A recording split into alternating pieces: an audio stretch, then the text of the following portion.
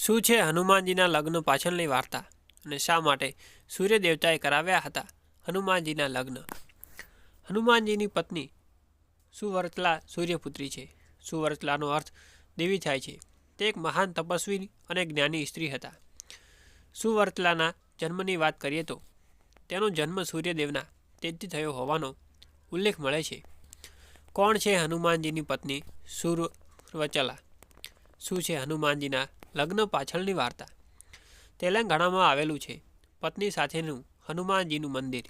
અહીં બિરાજે છે પત્ની સાથે બાળ બ્રહ્મચારી પરિણીત હોવા છતાં કહેવાય છે બ્રહ્મચારી. આપણે બધા જ હનુમાન દાદાને બ્રહ્મચારી હોવાનું જાણીએ છીએ. તેમને બાળ બ્રહ્મચારી પણ કહેવામાં આવે છે. પરંતુ શું તમે તેમના વિવાહ અંગે સાંભળ્યું છે? શું તમે જાણો છો કે હનુમાન દાદા પરિણીત છે? શું તમે જાણો છો કે તેમની પત્ની સાથે એક મંદિર પણ છે જેના દર્શન માટે લોકો દૂર દૂરથી આવે છે? આ મંદિરે લોકો સજોડ આવે છે. આજે આપણે આ લેખમાં જાણીશું તેમના લગ્નની કથા અને કોણ છે તેમની પત્ની. હનુમાનજીએ શા માટે કર્યા હતા લગ્ન? પારાશર સંહિતા અનુસાર હનુમાનજીએ સૂર્યદેવના પોતાના ગુરુ બનાવ્યા. તેમની પાસે 9 વિદ્યાઓ હતી જે હનુમાનજીને પ્રાપ્ત કરવા માંગતા હતા. સૂર્યદેવતાએ હનુમાનજીને 9માંથી 5 વિદ્યાનું જ્ઞાન તો આપી દીધું, પરંતુ બાકી રહેલ 4 વિદ્યાઓ માટે સૂર્યદેવે સમક્ષ એક મુશ્કેલી આવી પડી. બાકી 4 દિવ્ય વિદ્યાઓનું જ્ઞાન એવા શિષ્યોને જ આપી શકાય જે પરિણીત હોય. હનુમાનજી બ્રહ્મચારી હતા, તેથી સૂર્યદેવ તેમને બાકીની 4 વિદ્યાઓ આપી શકે તેમ ન હતા. તેના નિવારણ તરીકે સૂર્યદેવે તેમની સમક્ષ લગ્ન કરવાનો પ્રસ્તાવ મૂક્યો. પહેલાં તો હનુમાનજી વિવાહ માટે તૈયાર ન થયા, પરંતુ તે 4 વિદ્યાઓનું જ્ઞાન મેળવવા માંગતા હતા. તેથી હનુમાનજીએ લગ્ન માટે હા કહી દીધી. લગ્ન છતાં કેમ કહેવાયા બ્રહ્મચારી? હનુમાનજીની અનુમતિ મળ્યા પછી સૂર્યદેવે તેમના તેજથી એક કન્યાનો જન્મ કર્યો, જેનું નામ સુવર્ચલા હતું.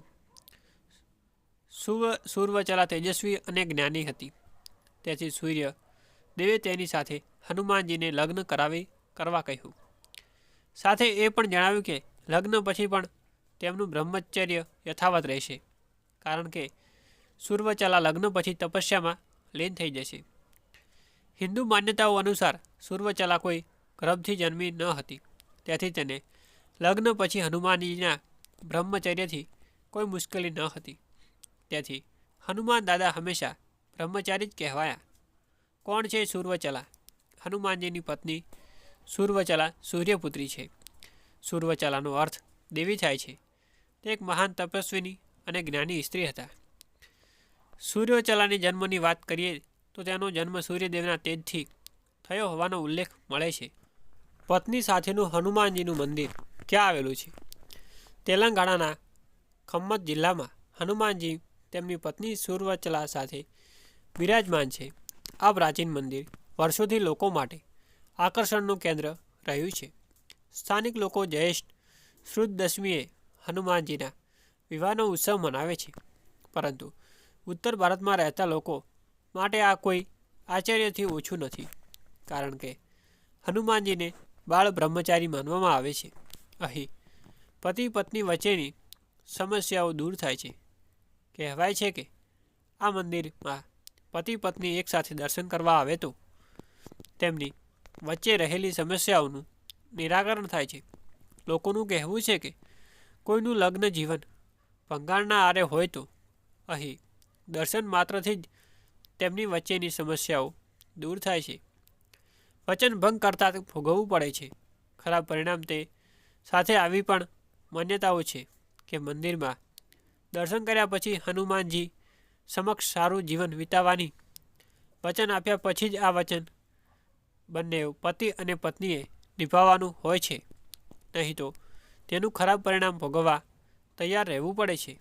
તેમના દર્શન પછી જે પણ વિવાદની શરૂઆત કરે છે તેનું ખરાબ થાય છે.